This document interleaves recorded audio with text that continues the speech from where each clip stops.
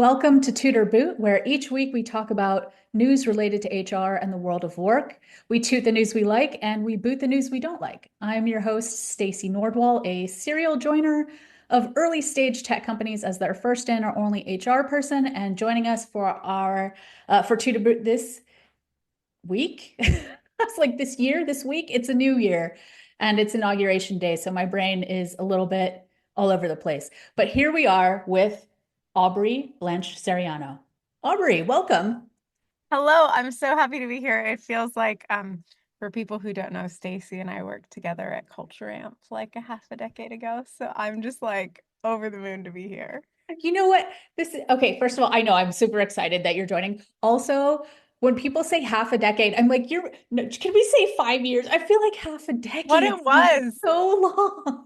I literally I am 19 days away from my 5-year anniversary at Culture Amp. Oh my gosh. Oh, okay. Yeah. I am It's the furniture at this point. I believe that. I absolutely believe that. So, well, tell us a little bit about yourself. Yeah, so hey everyone, I'm Aubrey. I sort of spent my career accidentally in HR, so I didn't necessarily mean to take this kind of career pivot. Way back when I got just like super cognitively obsessed with this idea of meritocracy in Silicon Valley and like what I saw as the utter bullshit of it being preached because I looked Mm-hmm. upward and I just couldn't make the math. Because Yeah. if you were a meritocracy, the industry wouldn't look like that. And so I kind of took a swerve into equity and inclusion work. And then over the past sort of 5 years at Culture Amp, I still lead the equity and inclusion function, but have kind of added sustainability and philanthropy, so a bit more ESG. And then because of the way we approach equity and inclusion specifically at Culture Amp, we've kind of folded people operations in that. So people ops being kind of systems, compliance, um, like processes and policies. So think of like the service center or the back end of HR. And we can maybe get into that, but we focus much more on sort of the service provisions of HR than on some of the more kind of performative visible stuff in our equity and inclusion work, which is kind of the through line of what my team leads. Mm-hmm. I was going to say, the other thing, I consult with companies on equity issues, responsible technology, talent processes, stuff like that. So equity, fairness, kind of justice and bias is my jam. Yes. And I know, well, I know even before seeing a number of your posts on LinkedIn recently that all of the stuff we're going to talk about today is super your jam. And so I am like very excited to have these conversations with you. Anti-discrimination law. Yeah, I get real excited. Okay, we're going to dive in. The first article we have is called How HR Leaders Can Prepare for a New Administration in Congress. This is a little bit of an older one. It's from November of 2024 from HR Brew. The recap is that in this article, the author asks SHRM's head of government affairs, Emily Dickens, how people leaders should prepare themselves for the new administration. Dickens' recommendations were first, given that Trump has threatened to fire folks who aren't loyal if you're in HR, particularly in the government or with federal contractors, and that worries you or the culture no longer works for you, you should consider leaving your role. Second, she said to partner with internal government affairs teams at federal or local levels to have them get to know your business more. And third, she said, examine your existing policies. She said that the company culture should be clear and inclusive, quote, not just the people who are traditionally underrepresented, but everyone, end quote. And when pressed on how employers could help protect LGBTQ plus employees, her answer was, quote, we always say there's no bad culture unless it's immoral or illegal. And so you have to develop a culture that works for your organization, end quote. What are your thoughts? Is that a toot or a boot for you?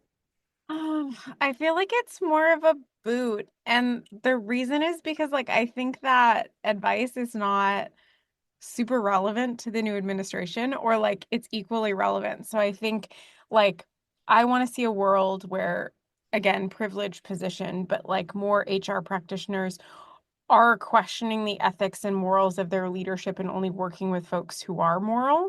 So, Mm. like, you might have a particular gripe with this administration, and I absolutely do, but like, my hope is that that's a discussion we've been having, regardless of like the change of the guard there. So that's part of it. I also just like cannot get over, and it's related to the handful of companies who have come out and been like, we want to hire the best people, so we're canceling DEI. It's like, do you know you were doing DEI wrong the whole time? Like, are you aware? Yeah, what were you doing?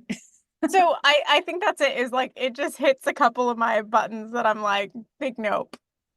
Yeah, I mean, it was a boot for me for sure. I don't know how much the advice was useful. I think there's always a bit of a challenge for me where it's like, oh, if you don't like it, just leave.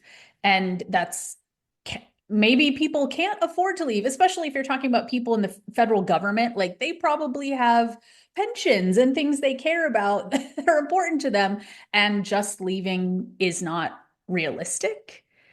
And I also think, just from especially the things around like that the author was trying, it sounded like trying to get her to be specific about how to protect LGBTQ plus employees, and she just couldn't seem to do it. And given some of the non-stances or weak stances Sherm has taken in the past, it's like, cool, so you're still gonna abandon those folks. Ugh. Yeah, and I guess the thing for me is like the lack of saying something that is patently obvious, like trans and otherwise queer employees should be treated fairly. Like that's not exactly like a spine straight up moral stance. Like that should be the baseline. And when Yeah, we know that, depending on the estimates, but some estimates suggest that 82% of trans people have experienced some form of harassment or intimidation in the workplace. The last study I read came out of UCLA.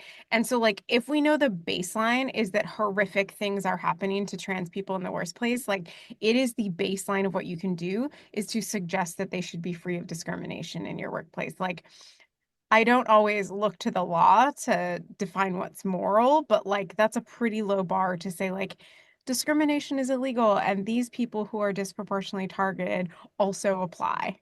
yeah, yeah. Yeah, I mean, I think given some of Sherm's stances over the last 5 years, it's not surprising, but still disappointing to your point that they can't say some kind of basic level things like that. Yeah. It seems the fact that that's a spicy opinion in today's day and age is painful. Yeah. Okay. We'll move on to the next article, which is from HR Dive. This one is titled Inappropriate Micromanaging. Apple pushes back on anti-DEI proposal. The recap here is that the National Center for Public Policy Research, which is a conservative think tank, intends to submit a proposal at the next shareholder meeting requesting for Apple to cease their DEI efforts. Apple advised shareholders to vote against the proposal. The shareholder meeting will happen on February 25, so we will have to wait and see how that all plays out. What did you think of this? So I thought this was super interesting, in the sense that I was analyzing the particular argument that Apple's making about why it's like illegitimate. And I was contrasting this with kind of the way the board of Costco responded. So they landed in the Hmm. same place, which Okay. is like we value our DEI programs. But whereas Costco said basically, you're full of shit and this is not made in good faith, and Apple just said, please leave us alone and trust us to run our business. I think it's really interesting that we're seeing a divergence of pushback strategies, which to me is encouraging, Hmm. because we know that kind of the anti-fairness coalition, I'm going to call it, Yeah. is uses really divergent set of tactics. And so I think it's really heartening to see more arguments being put forth by companies that people are going to listen to. So like I would say it's a really good sign. Hmm. Yeah, I hadn't even, so this is a toot for me because I did like the just like, I'm sorry, do you run our company? Are you the CEO? Okay, no, then bye. Stay out of how we run our company. So I liked that. I liked that they were just like, bye. get out of here. But it's interesting. I hadn't really thought about, to your point, the way in which Costco kind of handled it and said it differently. And it felt like, now that you're saying it, Costco stance felt a little bit more like strong and pointed. And Apple's was a bit more reserved and just like, hey, we're legal and compliant and we're running our business. So that is an interesting counterpoint. Totally. And I think the reason it is kind of heartening to me is because I think like I would put Costco sort of like on the spectrum of conservative to liberal, like over on the side, and they're pretty known culturally for their labor practices that are, more to the left. And then you have like Ben and Jerry's over here who's like suing Mm, their parent company over like not being able to make political statements. And so I think something that's ultimately unhelpful is when we like as advocates, like I'm very left, I'm very into social justice, I can speak that language, but that language, lots of research is showing, actually tends to be more alienating for a lot of folks in the center. And mm, we can have a debate about whether we should like center those people or not. I think that's worthwhile to have.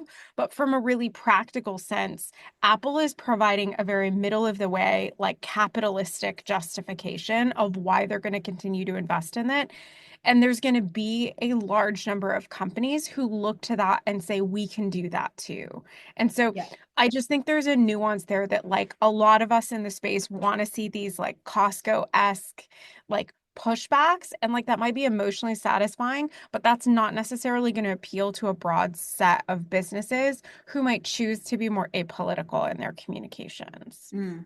Yeah, I like that's a really good point too. I hadn't thought about is, everyone, it seems like when it comes to either the DEI or return to office or these kind of larger conversations, they're all looking at what is Amazon doing? What is Meta doing? What is Apple doing? And in this case, it's and kind of aligning what they're doing to what these other companies are doing. So this gives somebody a to your point, oh, I feel like I can align with that and that makes sense to me. And so I'll also take that tact. Yeah, absolutely. And so again, like personally, it's not the way that I would go or like how I would recommend like companies that tend to work with me, like do it just based on the type of culture and kind of political stances that they take. But there's a huge chunk of companies. And I think at the end of the day, like it comes down to, do we want more people on the team? And do we accept that people might have different ways of getting and being on the team? Yeah. Yeah.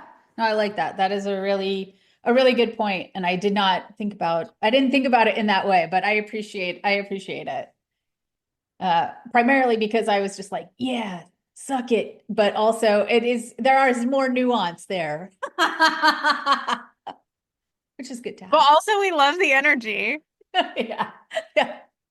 All right, and we're moving into our final article, also from HR Dive. The title here is Reverse, which is in little quoties. Reverse discrimination claims may pose a class action threat. The recap here is they're saying that after the US Supreme Court's 2023 decision in Students for Fair Admission, there was a barrage of class action lawsuits accusing employers of prioritizing diversity over merit, and that with the rise of class action lawsuits in general, there is potentially an increased risk for companies that they will face these kind of quote unquote reverse discrimination lawsuits. What did you think of this article and this argument? Um, so I guess I would give this one a toot in that I think it's super important for practitioners of this space to understand the difference between their ethical frameworks and the way US law is written. Hmm. And what I mean by that is US discrimination law is group agnostic. So the way that US discrimination law is written, it does not account for historical inequity. It accounts for difference in experience. And so I think it's actually funny that we call it reverse discrimination because from a legal perspective, discrimination is discrimination, even if it happens against people from majority group or people who were actively discriminated in favor of for the entire history of the country. Right. And so I think that's really important because what we're talking about is likely a difference in enforcement or a difference in emboldenment from those majority groups, but the underlying laws, for the most part, haven't actually changed. Hmm. Um, and so, like, I think that sucks. Um, but it's the reality that we have to contend with. And so this has been like a soapbox that I'm on for a long time, but like if you've been doing equity and inclusion work correctly for the most part, this should not be a big fucking deal to you. Mm, hmm. Like Right. to give an example at Culture Amp, and you probably know this since like we were together when we were building this program, is for example, we audit our performance, promotion, and pay processes by 7 different aspects of diversity and intersectional characteristics. We developed that audit procedure looking at women of color's experience and basically said, like, if we can measure women of color's fairness, like the math is right, now we will generalize the math out to every group. And so we very much considered like a justice and equity lens in the development, but the application of the process is regardless of your identity group, we are looking at the fairness of your treatment in the process. Now, Hmm. statistically speaking, if there were an issue, it would more likely come to one of those marginalized groups. Right. Fun fact, it turns out when you tell everybody you're auditing all their decisions, they tend to make more objective decisions. So it's preventative as well as it's proactive as responsive. But like I share that because something like that, if someone came to us and was like, you're reverse discriminating, we could point to that program and say, we've actually considered all groups equally. Right. And so, again, if you're doing it right, these things are more for show than they are. And like, again, vanity litigation is expensive, but I think that Yeah. points us to there are ways to do this work that's super effective that aren't at risk of these types of lawsuits. Okay, so that I'm interested what you think about my reading of it because I gave it a boot. I Oh, tell I me more. So the reason why I gave it a boot, and this is not my area of expertise as it is in yours, and you have much more experience, obviously. But I think that like for me, I kind of read it almost as like a scare tactic of like, okay, companies, be prepared now that you're going to get all this class action litigation. And the thing for me was like, okay, you're kind of referencing an increase in data breach class action lawsuits, which seems incredibly different. And like that doesn't seem comparable to me. You're kind of talking about like, oh, they were saying like the landscape is increasingly more plaintiff friendly. And I was like, but who? For all plaintiffs? Like what are we kind of referencing here? And I also kind of thought like, isn't discrimination incredibly hard to prove? Like generally there aren't many lawsuits about it because the standards are so high. So for me when I read this, I just felt like they're trying to scare people, scare organizations into like backing away through the threat of class action legal action. Oh, I totally appreciate that take. And you know what it reminds me of? So there's this book called On Tyranny by Timothy Snyder. And if you haven't read it as an HR person, like please go do that. It's incredibly helpful. But like I think it's the first chapter is like do not acquiesce in advance. Yeah. And I feel Mhm. like that's the vibe here to your point is like, do I think it's responsible to do a legal review to like make sure that your programs are not at risk there? Like, yes, be compliant, because you have to. So that would like number one, but like don't cancel shit that's not actually illegal because you're worried about Robbie Starbuck coming after you. Yes. And so Yes. I think that's it is like do your diligence to like double check everything to make sure you're not putting your company at risk in ways that like shirk your duty to the company. But don't overdo it. Like Snyder talks about like a lot of the ways that like fascism like takes over is that people acquiesce to what they think the authoritarian wants, and that teaches the authoritarian what space they can take. And so a Yeah. part of resistance is literally just ignoring like planning for, but ignoring that and not doing something until you're asked to change it. And the reality is, even though there's a lot of threats happening right now, there's actually limited power to overturn these kind of laws in the immediate term. Yeah. Yeah, and I think it's something when I was reading that, it reminded me I could not I'm going to try to find it again because I saw someone's post on LinkedIn and then I could not find it again. But they were analyzing the Facebook memo about them rolling back their DEI. And one of the things that person was saying was like exactly what you're talking about. That Facebook had kind of cited some Supreme Court decision, and the person was saying this decision actually isn't even related to DEI programs within the workplace. So in citing this, you are essentially pre-complying to a thing that hasn't even happened yet. Yeah, exactly. And I think it's yeah, we're gonna see this, but what we're also seeing, and again, I can't speak to like Meta specifically, but I think that there's a lot of businesses that were looking for an excuse not to invest in those things. And so you're gonna see this mix of folks who pull back on their investment, some of which who just like are afraid and haven't thought hard enough. And then there's this group who never wanted to do it in the first place. They felt some pressure after George Floyd was murdered. And so this is a pretense for them to operate openly the way they have always operated. Yeah. And so I just think it's important. I also think it's really important as we see this like backlash. The news loves to report the companies that roll back programs. Mostly the news is uninterested in reporting on companies that are staying the course. And so just be aware that our brain has a really intense negativity bias. And so Meta is not necessarily a good example of what the average business is doing, Right. which is true in Absolutely. a lot of ways.